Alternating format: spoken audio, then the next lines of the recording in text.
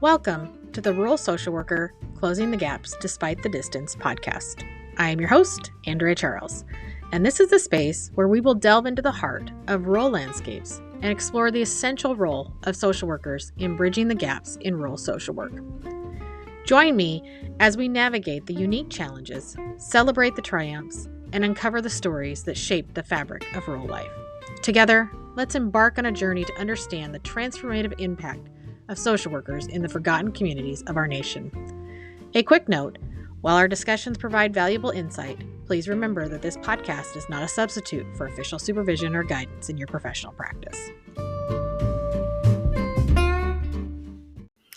Welcome everyone, Andrea here. This episode is titled Cultivating Change, Empowering Indigenous Communities Through Rural Social Work. And we have a guest here on today, Daniel Spaulding from the Nez Perce Tribe.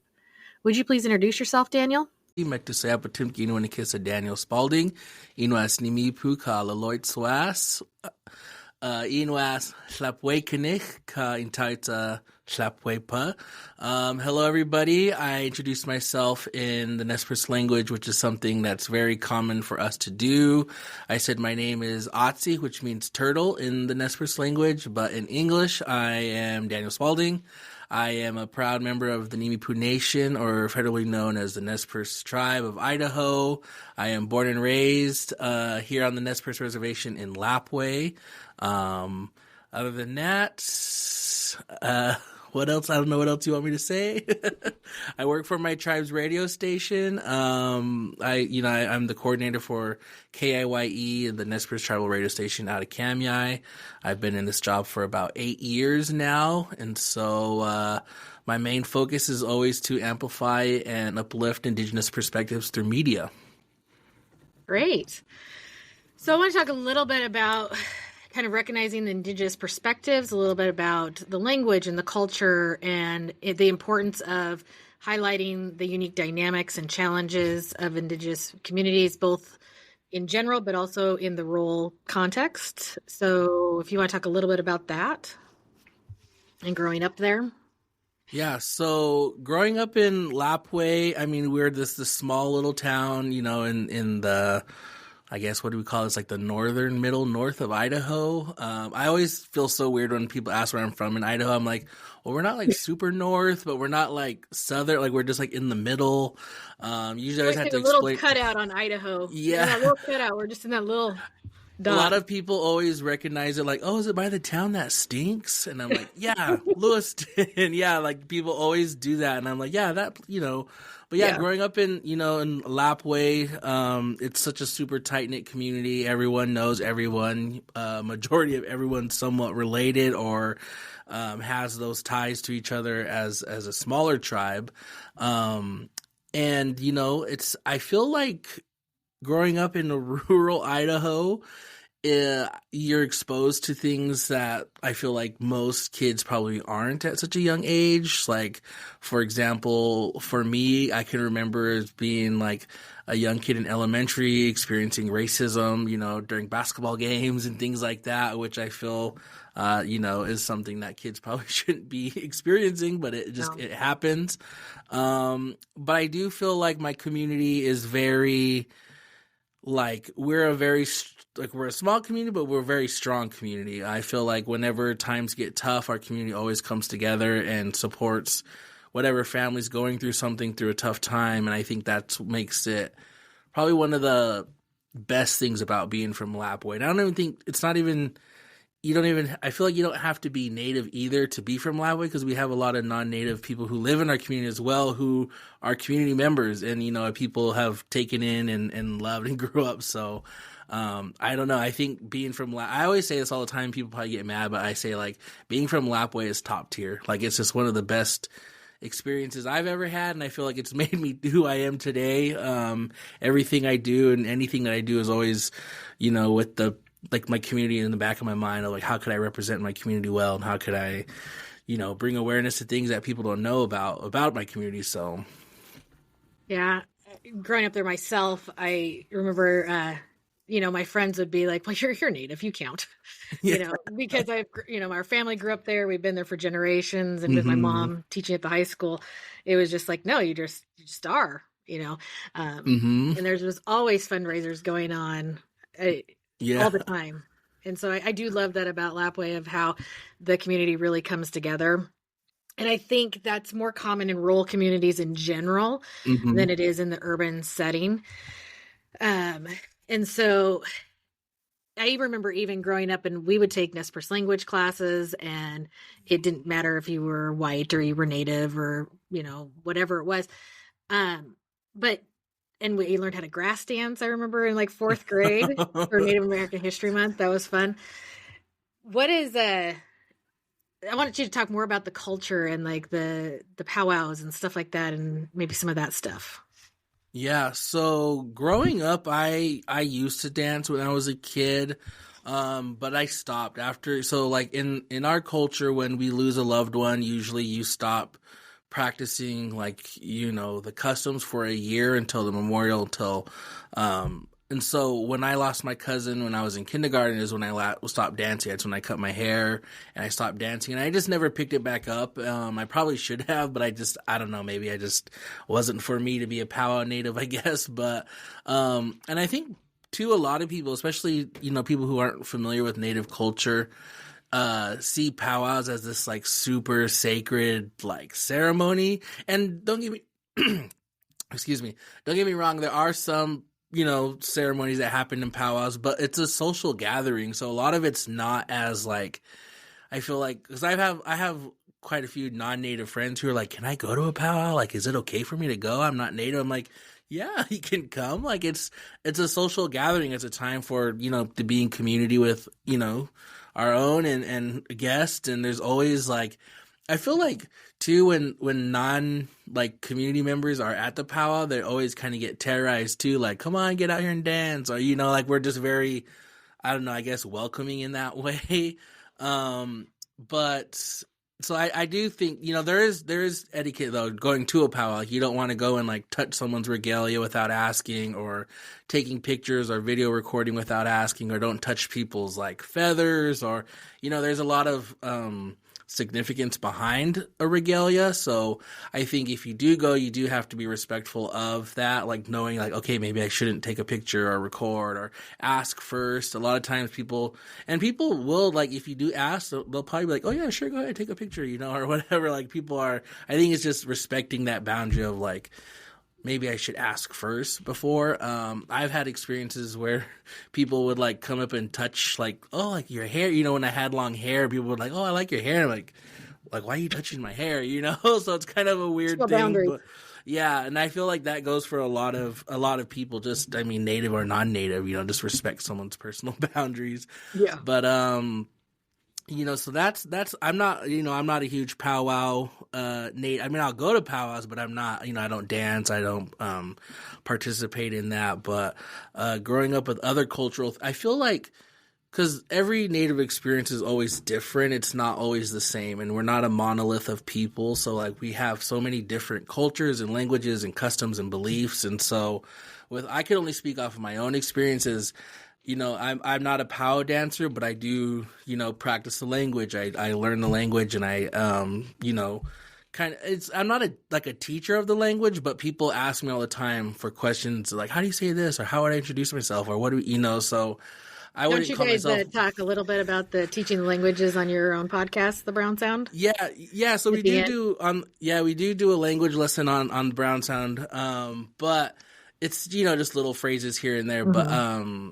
But for me, I feel like the language is something that I take very serious and to heart, because my great grandpa, he was a fluent speaker. So I wasn't, not familiar to hearing the language growing up. I did hear it a lot in the home and behind closed doors.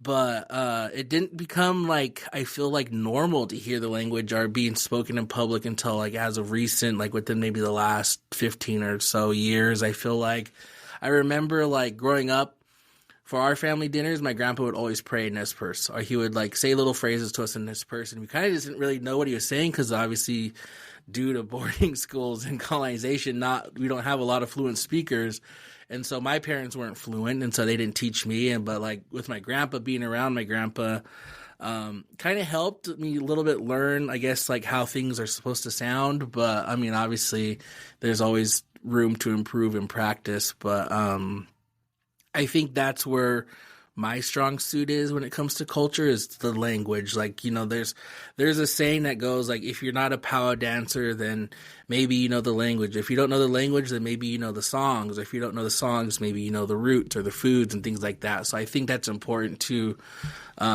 you know, every tribal member's experience. Like, not everyone's going to be the best singer or the best dancer or know all the foods. But if you know something, you know, you have some type of, I guess, knowledge. So that's more, I think, where I sit in when it comes to culture, is language and practicing, just trying to speak the language every day at least. And I didn't really do that a whole lot growing up, but when I saw this post once, it was like, speak the language, your ancestors understand you. And after seeing that, I was like, oh, that makes a lot of sense, you know? So a lot of times when I do pray or have my time to myself, I try to always make sure I'm praying in the language, so I know it's that connection to my grandpa and to my, you know, people who came before me.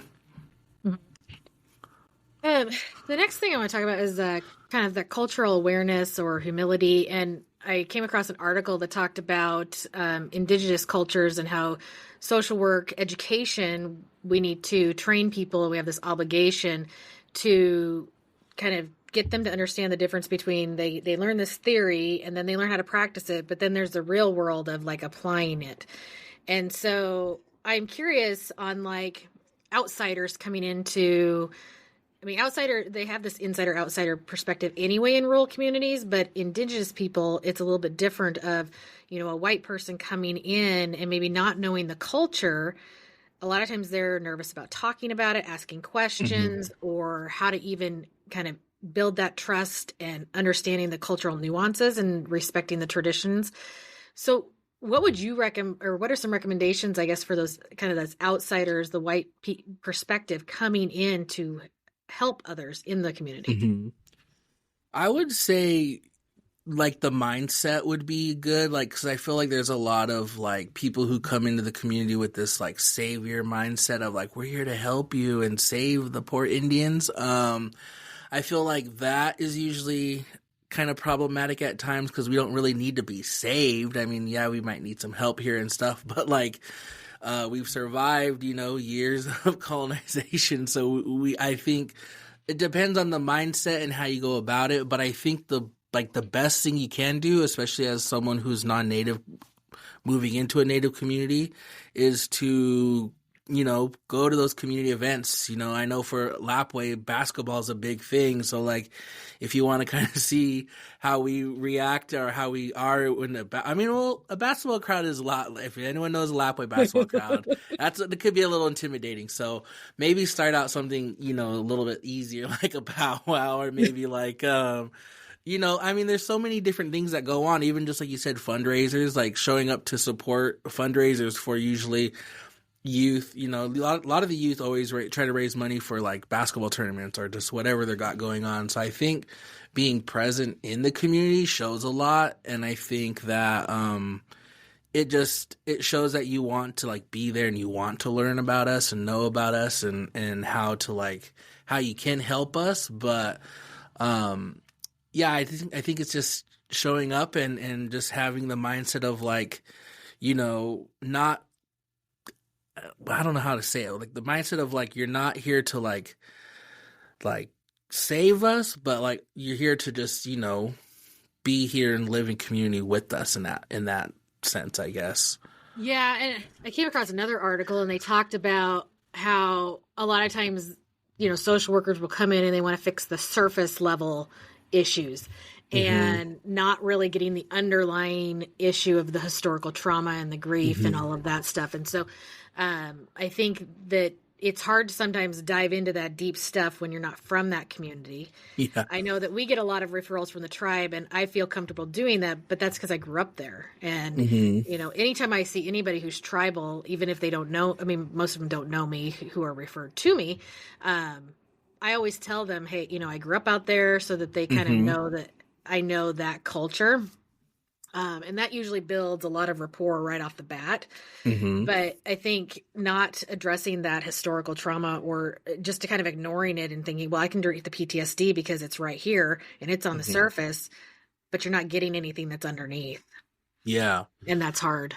Yeah, and I think that's a big thing too, is like understanding the history of like these communities and the history behind a lot of stuff. And I think too, like personally for myself, when I first started doing like therapy and stuff, I thought it was a little uncomfortable. Like, I don't know this lady, like she's not native, like I feel weird. But then I also felt really comfortable because I'm like, well, I don't know her, so I can I can tell her a lot of stuff, and she doesn't have like that, like, I don't know, I didn't feel really judged or nothing, but I remember feeling like uncomfortable, like, I don't know if I, like, would you understand, like, me as like a brown person in Idaho is a different experience as like, you know, a white person or any other person out there. So I was like, would she understand the things I go through? Like, every day when I come to work, like I'm nervous, or I'm, you know, scared of how I'm going to be perceived. And so like I work in Kamiah, which Kamiah is a part of the reservation, but there's not a huge native population here. So like, I feel like this community is a little bit more, it could be a little bit more tricky, and the people here have a different mindset of natives. And so I feel like a lot of times when I do experience something up here in Kamiah, I'm always like, this would never happen in Lapwai, you know, but it's crazy because we're on the reservation, but it's just a completely different community. But I don't know, I think for me, I think understanding has to be like the biggest thing, like not trying to have like this already preconceived notion of like what the tribe should be, or, you know, or how, I don't know. It's just one of those things where I think, yeah, I just think, you know, just being understanding helps. Yeah, I know somebody who, they went to a doctor and they were having issues with their hair, and and this person was native, and the doctor's like, well, it's just hair, just cut it off. And did not even think about like how much hair is a huge part of native culture, and especially for a woman, and to just cut it off is not like an option, you know? And so it's hard to understand that, I think, if you've never immersed yourself in the culture or never talked to anybody. And, you know, I can think of a million different ways to go about that, of like, you know, what does your hair mean to you? You know, trying to get some of that background information before just saying, well, just cut it off. You know, it's no big deal. Yeah, and I think that's, hair has a huge, like, you know, significance in not just our culture, but many native cultures. You know, a lot of people say, you know, we get our strength from our hair, and the only person that's supposed to touch your hair is either yourself or like your wife or your husband or your like mom. You know, not many people are supposed to touch your hair because it's such a, like, it's like a really, you know, sentimental thing. So when you see people like doing that, I'm always like, oh, that, you know, usually it's because you trust them. Like, you know, oh, like, well, I trust my mom to braid my hair. I trust my grandma, or, you know, but, yeah, I think, you know, and it's crazy because growing up, like, I remember being bullied for having braids in Lapwai, which is crazy. I remember growing up, because back then things are so different nowadays, where like I go to a Lapwai game or anywhere in Lapwai and I see so many young boys with long hair and braids now. And I'm like, man, that's so cool to see, because you see it out on the basketball court, the football field, or the track. You know, you see it where it's like, okay, you're starting to see that, like, being accepted, I guess, even within our own community. But like, I remember growing up, like, we always wanted haircuts, or we always wanted, you know, if you had long hair, you were a girl, or you were, you know, a sissy and stuff like that. And I remember when I was in kindergarten having long hair, and I used to get in fights because kids would pull it and things like that. And I remember when my cousin passed, I was just like, okay, just cut it all off. Because that's another thing too, like when you lose a loved one, you kind of trim your hair. You don't just cut it all off, but you trim it in their memory. But I remember I was like, just get rid of it all. And so and ever since then, I've always had short hair. I don't know. I think it's just hair plays a huge role, though, like in identity, I think, too, and in your confidence. And I think it's cool now that, like, my nephew has braids, and he doesn't have to grow up thinking like it's not weird, or, you know, he's not the only one with the braids. Now his classmates full, you know. So I think it's just, I think that's important to understand, is like hair plays a huge role in Native communities, and especially when it comes to just seeing yourself represented like that. Because like growing up, I didn't see no one with braids, so I didn't think like, oh, it's not cool, you know. But nowadays, you're seeing it on the you know, in athletics and stuff, and so like these kids are looking up to these kids that have long hair, and like so that they want their hair, and so I think that's pretty cool. But And I think we're 10 years apart in school or something like that. yeah, so I'm 30, so I just turned 30 this so last year. 10 years apart. And I remember about 50% of the guys in my class had long hair for most of elementary school. And I just remember that very vividly. Mm-hmm. And I remember them cutting it if somebody died. And my class specifically, we had a lot of deaths. But and so I remember, you know, freshman year, one of our classmates died, and all the guys cut their hair, and it was just a very big thing. But I remember growing up in elementary school and learning about that a little bit more. Although we also had like after school Nez Perce language, and we had you know, some lessons on the Nez Perce culture. And I remember in fourth grade, when you learn Idaho history, we also learned Native American history. And so, but I think it kind of shifted, and then it's kind of shifting back a little bit. Yeah. Yeah, I agree, and I think I was just having this conversation the other day about the school, like Lapwai school now seems so different compared to when I was in school when it comes to like culture and like just language and everything. Like I mean, all of our stuff was like you know, was an elective, so we could take it if we wanted to, or you didn't, you know. But I feel like back then we didn't have as many cultural activities like in the school system as they do now. Like, you know, sometimes even at the basketball games, they'll have a drum group do the honor song, you know, before the national anthem and things like that. And see, we never had that. We never had, I think Lapwai even has a powwow club now. So they have like, that's cool. You know, they have that. And so we never had that. I mean, we had Nez Perce language, but it wasn't like, I feel like back then it wasn't as like forced, you know. I think maybe too back then also we had more fluent speakers though, you know, and now that we're at the point where a lot of our fluent speakers have passed, I think people are starting to like get a little worried, like, oh shoot, like what's going to happen? So I think a lot of people have been making the effort to learn, and I do got to give like a huge shout out to the Nez Perce language department, because they do a really awesome job like in the school systems, and not just in Lapwai, but there's like Nez Perce language at Lewiston High School and up here in Kamai, and so I think that's awesome. And even in Kamai, like they have it at Head Start and in the schools, and you know, this community is not really a lot of natives in those classes, so it's like, so there's the language is still being taught and spoken. It's just yeah, I think it's just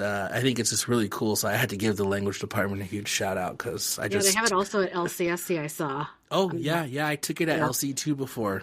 Yeah, I don't remember very much. You know, I think I was really little when I took it. I think I can still count to 10, and and then all the ones, you know, like we always said, like pits, and you know, stuff like that. Yeah. Or sit on your teetsin, or you know, just those little ones that you always said when you were, you know, in elementary school. I don't remember where I saw this, or it was a long time ago, but I remember reading that when you connect clients with their culture, you help build the resilience within them, and that's what promotes the healing.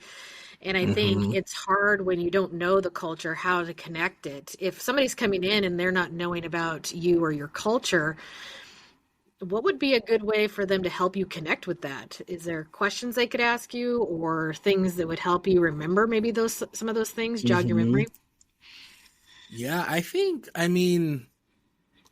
like for me, I think it would be good to, I'm just someone like, I'm not the type to get offended by anybody. Like I'm very comfortable in who I am, and I know who I am, and I know my place in my community. So I'm always open for people to ask me any questions, because I'm like, go ahead, ask me anything. Like I really wouldn't get it. Like it's like, if you don't know, like, you know, I'm okay to help at least maybe shine a little light on something. So I think for me, I would just say, yeah, you can ask me anything, but I know that's not the case for everybody. I think the best thing is, like I said earlier, is just, you know, showing up. I think Lapwai has always, I feel like the teachers in Lapwai have always done great at that though, showing up for like sport events, or just even being close with your students. To like, I feel like the teachers always understood that, you know, some of these students come from, you know, broken homes, or come from, traumatic lifestyle. So I think that school has always been good at being like a safe space for students, especially. Um, so I don't know. I can't. I guess I've never had to really deal with someone who came into the community that didn't understand how we operate already. Because I mean, too, in the Lapwai teachers. Well, I don't know now because there's a lot of new Lapwai teachers, Mhm. but for the longest time, it was always the same teachers for a long time. So they understood, and a lot of them taught our parents or our family members. So it's like we had already this connection to them. But I think for new people coming in, it's just I think as if you can survive the res kids terrorizing, you can survive that rough class. I think you'll be fine. I remember. I mean, I that's one thing too. I res kids are really tough in that way of like wanting to challenge. Like, is this person really about? Like, are they really cool? Or see how far you can go. I decide from just my own experience. I remember classmates being crazy like that. Like, oh, do they really want to help us? Or, and they would try to challenge them and stuff. And sometimes you'd be like, you guys, knock it off. Like, it's a little too much now. Like, you made our teacher cry. Now we're all in trouble, So, Yeah. um, but yeah, I think just the best thing is just being present in the community. Because I mean, I know there's a lot of people, even who are from the community, that claim community and do all this stuff but don't show up. So I think that's the biggest thing is like sticking true to your word, especially dealing with like native communities, because people are going to take you for your word. Like, okay, they said they're going to show up, and then but Right. Because you mentioned you went to counseling yourself, do you think any of the historical trauma, the smallpox, the boarding schools, the foster care issues, and then like one of the articles I was reading was talking about how grief is so wide ranging and ambiguous because it's not, it's not somebody like you're standing next to somebody every day. Um, do you think that plays a role in your own mental health of that historical trauma piece?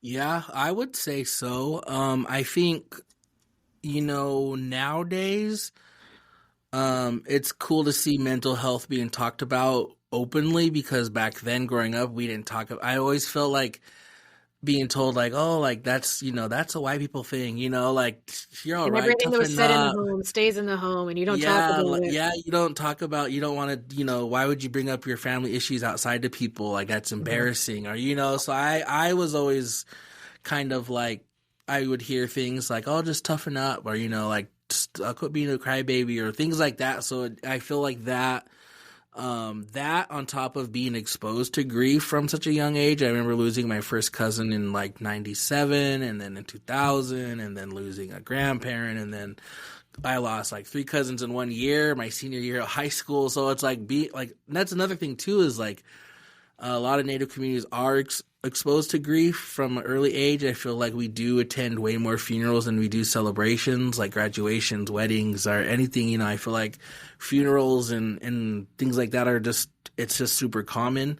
So I think on top of like being exposed to grief at a young age and then not having the right way of like dealing with it, um, does play a huge role into mental health. But I think nowadays, especially for me and my platform that I always try to advocate for, is like it's okay to have feelings. It's okay to go through these things and experience that stuff. Because I'm always like, well, that's what we have these feelings for in the first place, is to feel them. But I think, yeah, I think that growing up and hearing those things have played a huge role in like how I deal with stuff. But um you can always I don't know, I feel like life is always so big, like it's never too late to learn new things. And so for me, like, I started my mental health journey last year, and at 30 years old, like, first time going to therapy and like talking about things that I thought I was over. I remember being weird at first, like, but then after, like, wow, that felt really good to like get that out and not even feel judged or feel like Yeah. this person don't know me. This person doesn't know, you know, who I am. Well, they knew who I was through my work, but they didn't know me personally. So it was kind of interesting. I think it's But hard to be anywhere around here and not know of people. yeah, yeah. And Everybody that's knows what somebody. And that was the longest. That was like I think why I put it off so long because I'm like I don't want to go to the clinic and someone sees me like, oh, why is he in the behavioral health side? Like because I have so many people that I know that work at the clinic too, like family members and friends, and I don't want them to think something was wrong with me, even though like I mean you can go to behavioral health and be totally fine. I mean even if there is people dealing with mental health issues, that's okay. I think now I feel like nowadays since more people are talking about it, people are getting better at like talking about their stuff. But for me personally growing up, I just remember like no, we didn't talk about what happened at home. We didn't want to bring that like shame to our parents or to our family. Like it just was whatever happened at home. Yeah. And I think the services are different too on the, especially at the tribe, health and stuff like that are the services available that people need? And also, are they accessible because people know people? Like you said, you walk into the clinic, you know everybody. Yeah. And it doesn't make it any easier because, the Lewiston's not that big either. And so people know everybody there too. I remember when my husband was looking for services, I'm like, go on telehealth. Just go on the west side of Washington or something so you don't know anybody. Because it's hard. Yeah. And I think it'd be hard to have those, especially social services or social workers in your face if you know them and knowing how to do that. And so it's a fine line of, being in that community and helping, but also making it accessible so that you're not and being present and going to these things, but not overly present that you're so familiar that they don't want to see you. Yeah. Yeah, I think that the services now at the clinic too, they provide a lot. I mean, the behavioral health side of the services at the clinic, I feel like is really great at like bringing awareness to mental health because before I started doing therapy with them, I used to work with them closely for like public service announcements for the radio. So we would have these different, facts and things that we'd have during like, the different awareness months and stuff. So I feel like they do a good job at getting info out and being, accessible to the community. It just wasn't until when I started going and I was like, oh wow, like man, if I could have did this a long time ago, I probably had a different set of my 20s would probably be different, but I do think because I don't know if they've always had behavioral health growing up. I mean, I don't know. I mean, I don't have friends that I knew growing up that would go to therapy or anything. I don't think they got it until they got the new building. Yeah, so I was never, I feel like we would never, I remember the only, like, I feel like counselor talking to was like Mr. Wells back in elementary. He was like, my school counselor too. Yeah, so I think that was like the only time I've ever gone to like, or ever, I guess like talking to anybody about anything. That wasn't like talking about our feelings or anything. Yeah. I just remember like we would go in and we'd meet and play games and do weird things. Those cool little, the cool little like puzzles and stuff like that. But yeah, no, I think that they're doing a good job. And I think too, it also helps that they have some people from the community in there. But like, I think they have like 3 or 4 community members who are also counselors there who help. So I know sometimes that does help, someone who looks like you and can understand where you come from. It's easier to relate to. But if you know them personally, then because when I first started going, I remember they're like, oh, do you want to see this person or that? And I'm like, no, I know them. Like, that'd be weird to go talk to them. Like, they're probably like, what the heck, So I was like, yeah, no, I chose a non-native counselor to speak to, and I feel like she was great. I feel like I just was like, wow, I can do this all the time. But I feel like I've gone enough to a point now where I'm like, I'm okay, like I don't need to like constantly. I mean, at the time when I started therapy too, I was like going through a lot of stuff, stress and work and all that kind of stuff. So I was like, I need to vent in a way where I'm like, I just need someone to listen to me. No. Yeah, and I work with a lot, I specialize in trauma and PTSD, so I do a lot of stuff. So like the people that, I'm getting from the tribe, we're working on, I'm trying to address a historical trauma piece so that we can work on the present stuff. But, the amount of mental health issues in rural communities is high, but I think especially on the tribe, Yeah. because you don't talk about things outside the home. So abuse is happening, trauma is happening. And like you said, death is happening. It's a part of the culture out there. Yeah. I think I had some more death via friends and community members than I did in my own family, just by going out there Hmm. or going to school out there. And I think that is a huge part in how we deal with things, especially as, we get older, is how do we deal with all of that stuff? And the idea, I mean, it's a joke, but it's not a joke. Like there's people either die of, car accidents, alcoholism, or Yeah. diabetes, Yeah. and part of that is that they're not getting that connection with the land anymore. They're not eating what there Hmm. should be. I want to talk a little bit about that land connection and all native have it with the land, but specifically the Hmm. Nimi is.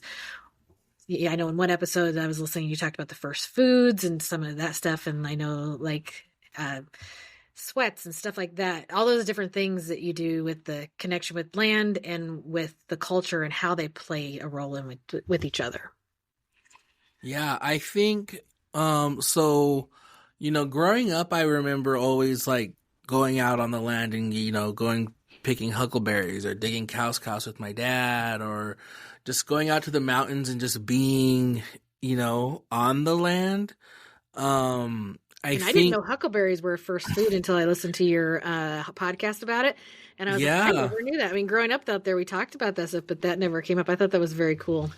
Yeah, so like the first foods, there's a lot of local. I mean, sometimes I don't know the words in English for them because I've always just heard them in Nez Perce. So like for cows, I remember for the longest time I'm like, it's cows. I don't know how to explain it, but they're like, oh, it's bear root, and I'm like, oh, bear Oh, I root. didn't I've know that. never. I always thought it was cow Yeah, grass. yeah, and I was like, oh, what's a bear root? But I'm like, okay, and so I think for me, what has been really helpful in my mental health journey is last year I started going back to like those traditional ways of like learning, about the Nimi Poo spirituality before colonization and religion. So like I started, attending the longhouse services, and every longhouse service they always have a first foods meal after. So it's like you're having, the salmon, the elk, the moose, deer, the camas, kaki,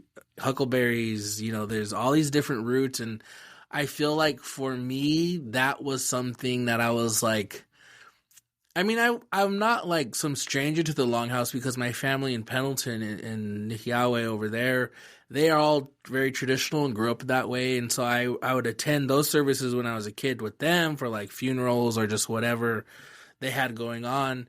But they're, 3 hours away. So I didn't see it all the time or every weekend or as much as I probably wanted to or should. But as an adult now, kind of getting back into that way and like learning more about how our first foods and how they take care of us, and they just, I don't know, it's like it's hard to explain because I really feel the deep connection to the land, and for the long, it even like changed my mindset because I feel like every winter I was a really bad seasonal depression person, like, ugh, I hate the winter, I hate the snow, I hate this. But then coming to find out like how the weather, even snow itself, is good for our first foods. It's good for our roots. It's good for, the berries. And so like even that, changing my mindset on that, like, okay, like the fact that we're not getting any snow is kind of scary now. Cause like I think about our first foods now in that way of like the land needs these seasons in the winter and all that stuff. So, I don't know. It's hard to explain because I just feel like it's a very personal connection that I felt like I didn't get a lot growing up. And so like, I mean, growing up, I grew up I guess in a very religious family. People who know my family, they know that they're, Presbyterian by religion. And so I just grew up in the church, and that's kind of all I really knew. And I don't know. I feel like over time, and I'm not saying nothing bad on religion or anything. If that works for people, that works for them. But I feel like for me, I just wasn't feeling, I don't know, that connection, or I wasn't feeling filled with anything until I started doing like traditional Nimi Poo longhouse and the first foods and eating those. And it's crazy because I was little, we'd have them, like our grandparents would eat these roots and stuff. And I remember like, oh, those are sick, like not good. Like they taste gross. But then as I got older and like obviously my taste buds has changed, but like I'm like, sometimes I crave them like, oh, that sounds kind of good right now. Like some salmon and some like flitan. Flitan's one of my favorite roots. It's bitter root, but it's like, I don't know the way they make it. I don't know how they make it, but it's really good. And I think the connection to that, like just knowing that this is what our people survived off of, and like knowing that these foods are there to like take care of us, and we have to take care of them. I think it's just, I don't know. It's just like it's a really cool connection. I don't know. I feel like it's just one of those things where I feel very proud to be Nimipu and proud to like just know the importance of the first foods in our own identity and things like that. So yeah, do you feel like it brings like an inner peace? Is that what you're I would say I would say like an inner peace. Like I just feel like whenever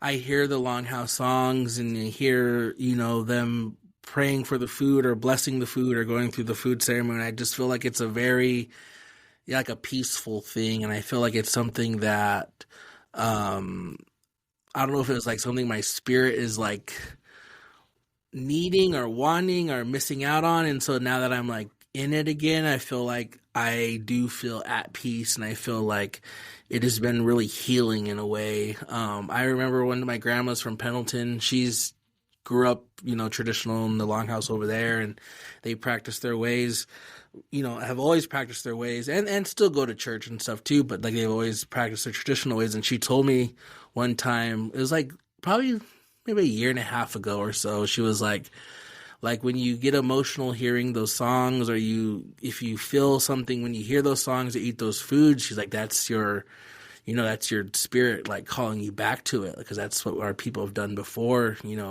all of this. And so ever since then, I'm like, okay, that makes sense now, because I feel like with a lot of Native people who might not know or might not grow up with their traditional values like that might feel a sense of like confusion or loss. Like, I don't know really.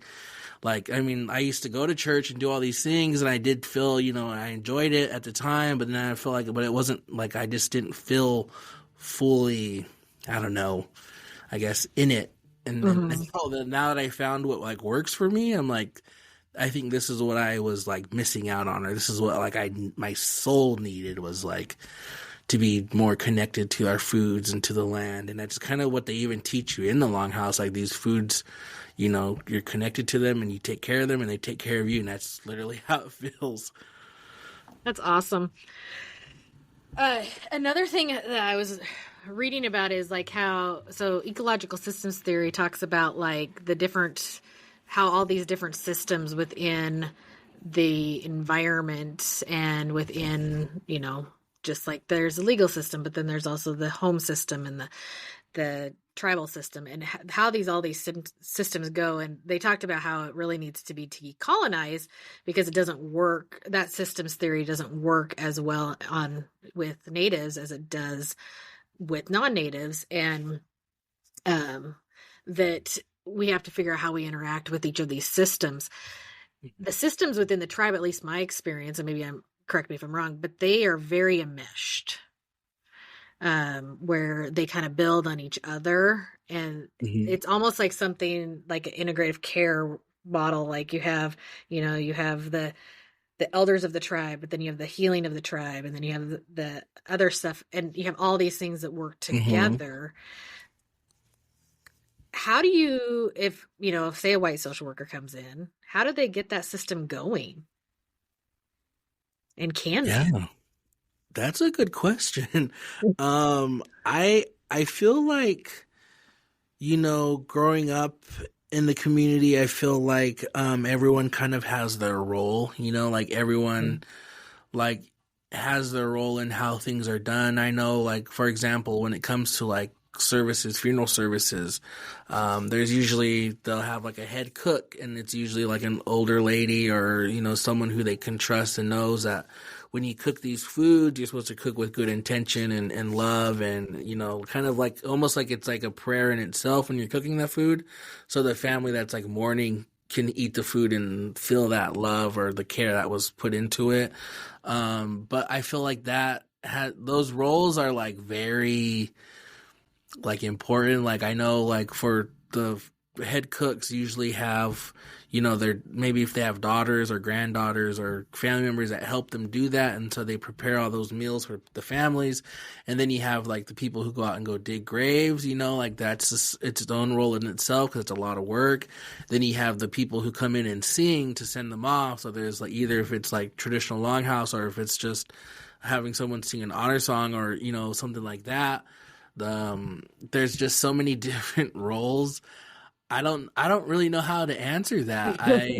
I'm like, that's a good question because I'm like, there's so many important roles that go into just, just even sending a loved one off. So like that's a good question. I'm like, I feel stumped. I'm like, dang. Well, I guess what I would do, like if I'm, I would probably contact somebody I know within the tribe of like, hey, like I've connected people with some people who want to get maybe back into beading or, into these things and this is on a very basic level. It's not on the systemic level, but I'm wondering if it could be applied is like, hey, let me get a release of information. Let me talk to this person, maybe connect that if you don't know them, because I know who beads and I know who wants to teach people to bead and stuff like that. And so I'm wondering if it could be something like that, like just somebody, and maybe they know somebody, maybe they know somebody. And that's like how I feel like that's like exactly Lapwai. Like, I know someone that knows someone, and they can help you. Like I feel like that's very on point. It's like that's like my Uncle Bill. I'll be like, like I'm having this issue with my car. He's like, I know someone. Come look at it, and then he'll tell someone, and then like so there's like some random person. And I'm like, who is this? He's like, it's your Uncle Bill. Okay. If you know Uncle Bill, when I first met my husband, I would volunteer him for things, and he's like, "What are you doing?" I'm like, "No, it's just what you do." Yeah, it's like it's just one of those things. Like if you know someone that could help someone, I just feel I think that would be a good way to use those resources. I feel like too, like for the most part, people I can only talk for Lapwai. I feel like most times if you do need any help or something, people will step up and try their best anyways or help where they can. I think that's a good question. And it's crazy now because like when you mention elders, sometimes I always forget some of our elders now are like different compared to the elders then. So I'm like, wait, I don't even see you as an elder yet. Like you don't seem like I don't even know what's considered elder age. I just feel like, because I mean, I know like I have grandparents who I'm like, they're elders, but then there's just old people that are just old. I don't know. Like I'm like, what determines you an elder or just like, because I don't know.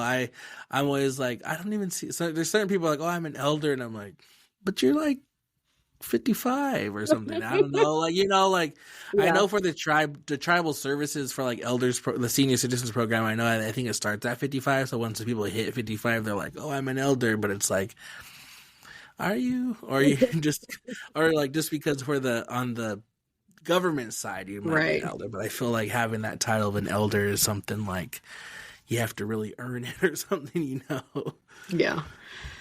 Well, I want to thank you so much for being a guest. Is there anything any advice or anything that you want to leave anybody with specific to like social work coming into the tribe or services coming into the tribe or anything like that, or just about the Native culture? If I were to give out any advice to anyone coming into our community is just to be very open-minded, and to not be discouraged because sometimes natives can be a little rough around the edges or could be a little closed off. But I think if you understand the history of like native communities and how they kind of came to be, just be a little bit more understanding. I mean, and I'm not trying to like, co-sign on someone is being a jerk, then if they're just being a jerk, they're being a jerk. But like sometimes people are guarded because they just have been let down before. And so I think just always be open-minded and be willing to learn and also willing to like take feedback, because I feel like that's a big thing. Natives will be very opinionated sometimes, and even with my own job, like I can't make everyone happy with working in the radio station, so I've had to deal with learning how to, like, when you're kind of putting those in those leadership roles, sometimes you kind of have to learn when to take things serious or to take things just like let it roll off your back. I just feel like that's, I don't know, having tough skin to work in Lapwai, that's probably another one, is just make sure you're in it for the good reasons and not in it for like ego, or not in it for like to say like, oh, well, I helped this, this poor little community. And also just to understand that like every Native experience is different. Everyone, I mean, even just my own sisters and I's experiences being Native is different.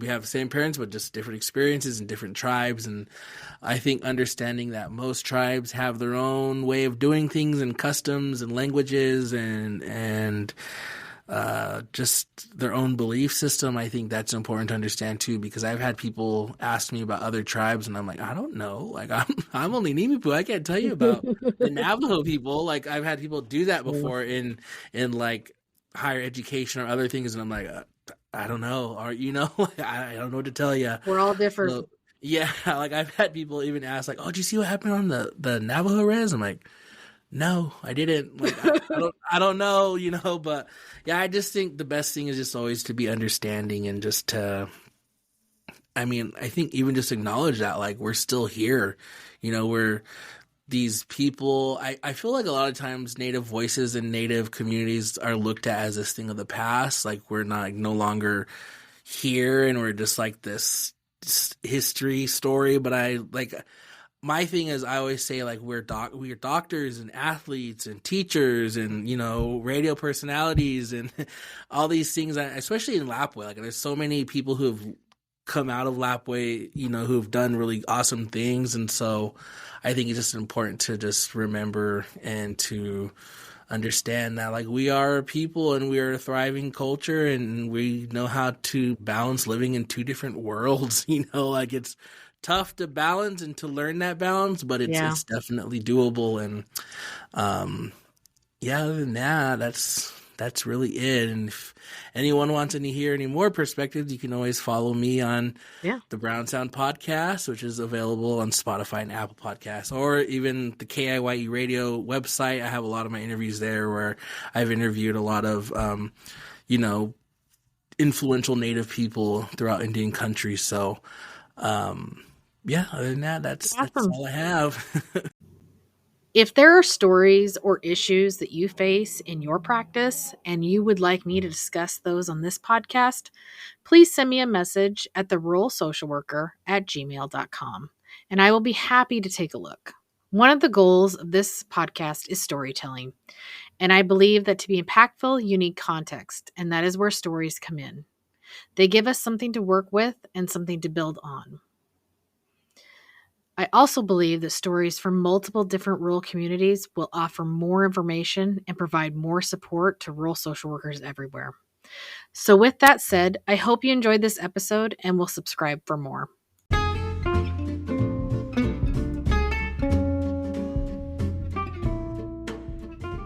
Thank you for joining me for another insightful episode of The Rural Social Worker.